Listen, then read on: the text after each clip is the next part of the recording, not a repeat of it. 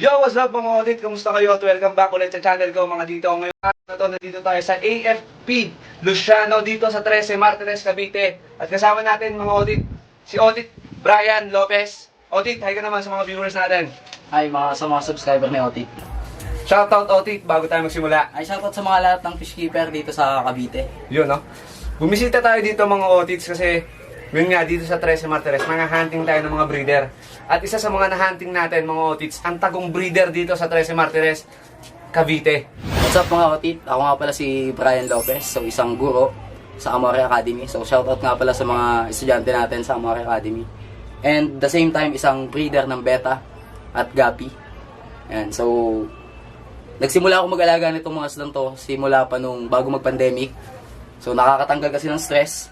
In the same time, ayan, kumikita pagka may bumibili sa atin. Ayan, so, ito, isang male na half moon blackhead, blue blackhead. Ilang months na yun Audit? Siguro mga nasa around 1.5 months old pa lang ito. Kakajar mo lang? Kakajar ko lang. Ay, mga kapatid niya nandito pa, nakalagay pa dito sa Nandito? sa ilalim. Nangaaway na. Medyo aggressive siya, kaya sayang yung buntot pag napunit, pagka kinagat ng mga kasama niya. So, yung setup ni Otit dito pa lang sa gilid, mga tito, yan, stick o lang. Mga galing sa tindahan lang yan. mga pagpaubos ng stick o, inaabangan mo. Inaabangan mo. Kinatapon lang din naman kasi. Mapapakinabangan. So, ito mga Otits, sa mga bago dyan na nanonood, walang hadlang mga tito para hindi tayo makapag-isla. Kasi ito, sa mga gantong kahoy lang, makakagawa na kayo ng mga beta rack nyo. Di ba, Otit? Oo, tama. Mga tira-tirang kahoy lang sa mga ginagawa natin, yung mga patong-patungan. Ayan. So, Otit, dito naman, ano yung mga nakalagay dito? Itong mga bagong jar lang natin ng mga male na HMPK. Ayan, mga tito, oh. Isang araw lang, kajajar lang natin. Ayun, may mustard pa, Otit. Mga nasa ano pa lang to, 1.5 month pa lang. So, kailan naman yung bentahan natin yan pag mga, Otit? Siguro pagka titingnan natin pagka umidad ng mga hanggang... Ako kasi hindi nag-out ng ng mga junior size. Gusto ko talaga yung mga magugulang na. Yung mga kasi breeder minsan na. nalabas yung potential ng isda pagka magulang na. Oo. Otit, magkano pala yung bentahan natin ng beta fish? Medyo mababa lang yung presyo natin. Nag-range tayo from 100 to 500. Depende sa form ng isda. Ng isda. Dito nga pala yung mga bagong breed natin ng beta. Siguro mga nasa 1 week pa lang to. 1 week old na fry. Ng HMPK na copper. Ito yung mga fry natin, Otit. Ayan, 1 week old na fry. Yan, mapapansin nyo, may mga kasama siyang dap niya. So, ganyan kasi yung ginagawa ko. Pagka may fry, tinataktakan ko talaga ng mga breeder ng dap niya magna. Para yung magiging anak ng magna dap niya, yun yung magiging pagkain ng Pagkain nila? Yes. Ito po, Otit, oh. Ito. Nasaan na yun? Nawala. Ayun. Maliit pa to, ito. May mga maliliit. Hindi pare-pareho yung size nila eh. Yung iba nagtatago pa ata, no? Nagtatago sila, kaya may mga dahon niya ng saging. Para magkaroon din ng imposorya, magiging pagkain din yun ng ating beta fry.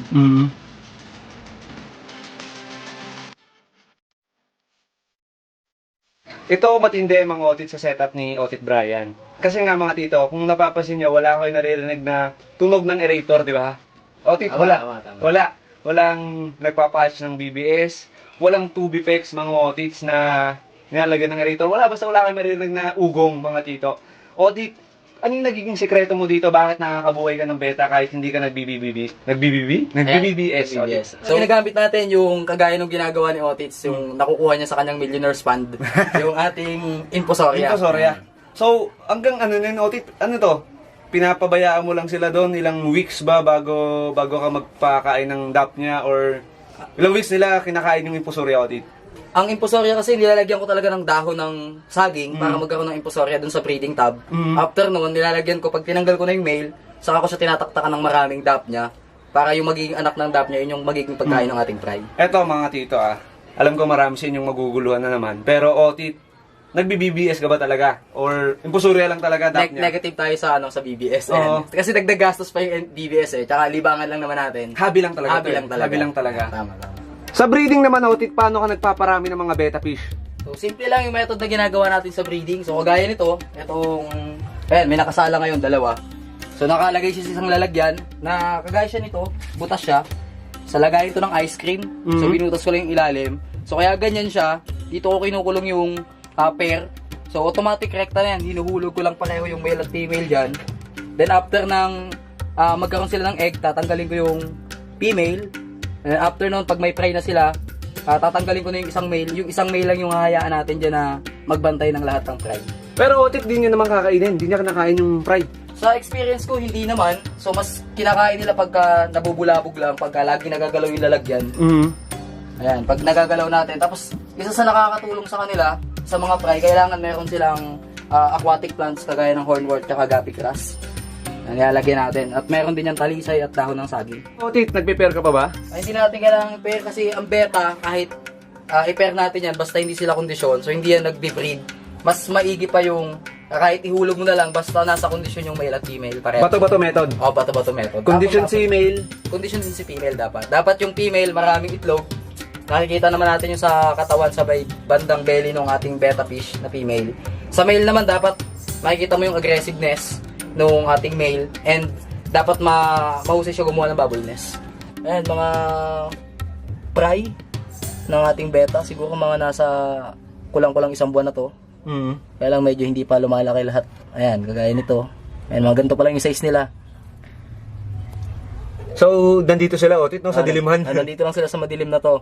Kaya to ganito yung tubig kasi meron tong talisay, dahon talaga ng talisay mismo, tsaka dahon ng saging. Dahon ng saging. So hindi na rin pala tayo nag-water change mula nung, ayan, pagka-fry, dinadagdagan lang natin ng tubig.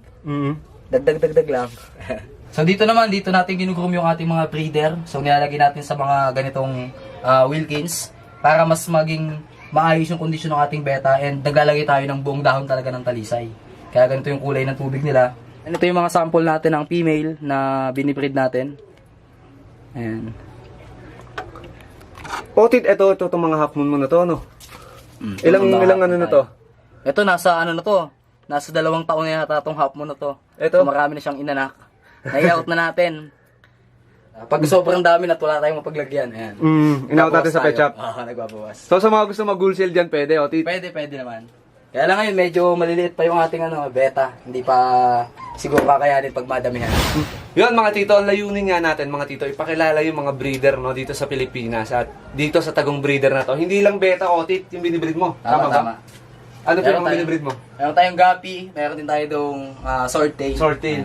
Pero dito, Otit, ano yung mga gapi na nandito? Ang nandito, HB Red, HB White, tsaka Tuxedo Koi. Tuxedo Koi. Tuxedo Koi.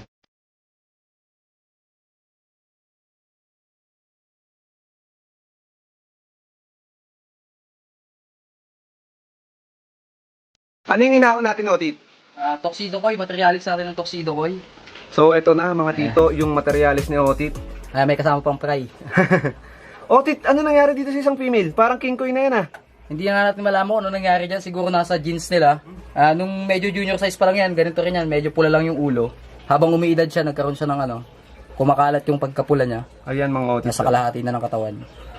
Otit, gaano katagal ka na nagbe-breed ng mga kasi nung unang punta ko dito may ganito ka ng strain di ba? Oh, medyo matagal na rin natin tong strain tong Tuxedo Koi. Actually, ni-inbreed ko na lang.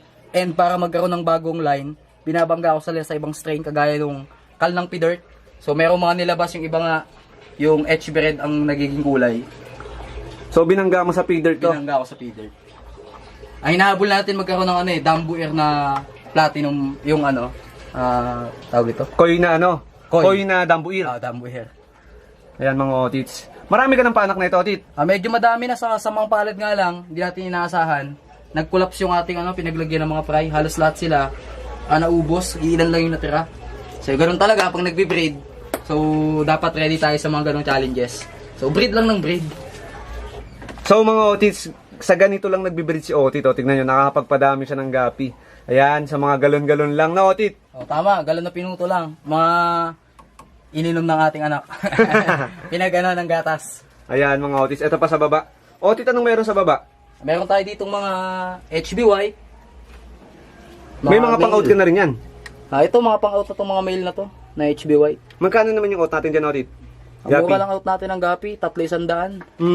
Medyo lang. Kasi alam naman natin, bumaba talaga presyo ng gapi. Tsaka ito, hobby mo lang talaga. Hobby lang. Oo. Tsaka, napakadali kasi i-breed ng gapi. Pag samahin mo lang yung male at female, mag-aanak yan. Hindi gaya ng beta. Napaka-busisi ng proseso para lang mapalaki yung beta fry. Tsaka kailangan mo yung beta pagpukusan. Focus talaga. And water change yun. Kailangan masipag tayo magpalit ng tubig. At ayun na nga mga Otits, no? Sa baba ng mga gapi. Meron sinasalok si Otit, may nakatago pa pala sa ilalim. Otit, anong meron dyan? Mga 1.5 month old na blue blackhead natin. Mga beta ulit, no? Beta. Ayan, half moon.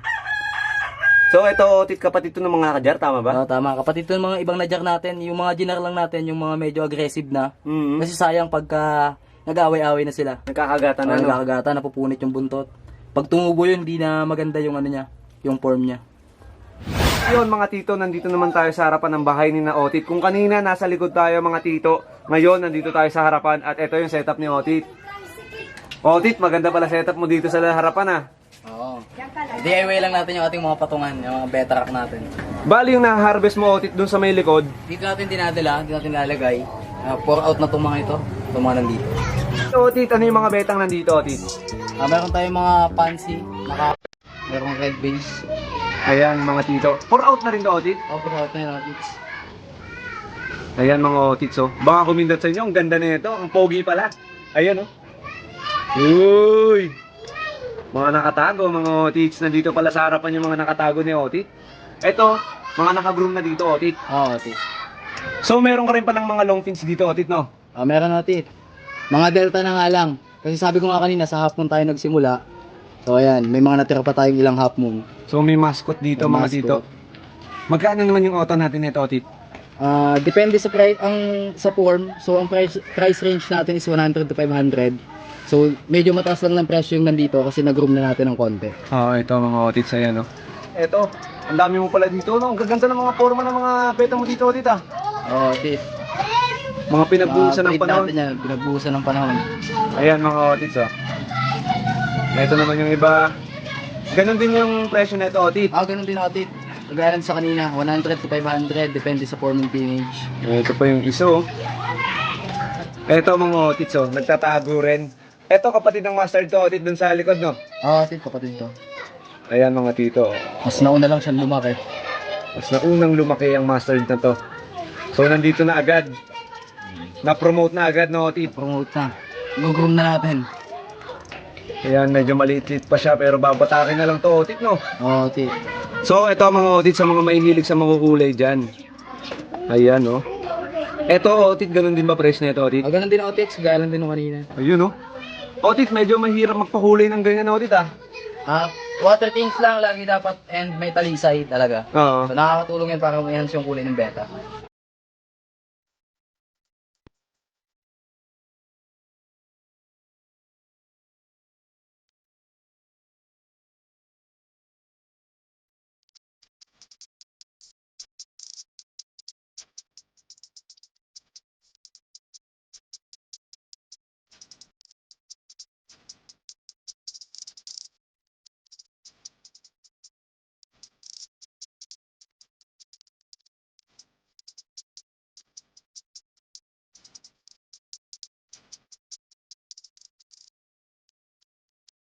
Ayun mga tito no. Dito may sorority naman. Ito yung sample ng mga multicolor na sobrang hirap talagang pakulayin nila no Otit. Oo, tama, Otit. Ayan no. So yung hirap ng breeder sa pagpapakulay pa lang sa pag-aalaga mga Otits. Eh syempre hindi na mababayaran yon. Part of breeding na yon mga tito. Mga Otits, may mga half moon pa tayo dito sa baba. Ayan no. Kapatid din to Otit yung nasa likod. Medyo nauna to, naunang grade. Harvest. Medyo tiran na lang sila. Na-out na natin yung iba nito. Talagang pagka kunyari nag-harvest ka na, dito na talaga ang punta no. Dito na, Otit. Ayun no. Kung medyo malaki-laki na, dito natin nilalagay para mag-room. Ay ito pa. May mga babae ka naman nito Otit. Meron, Otit. Nasa likod. Nasa kapila.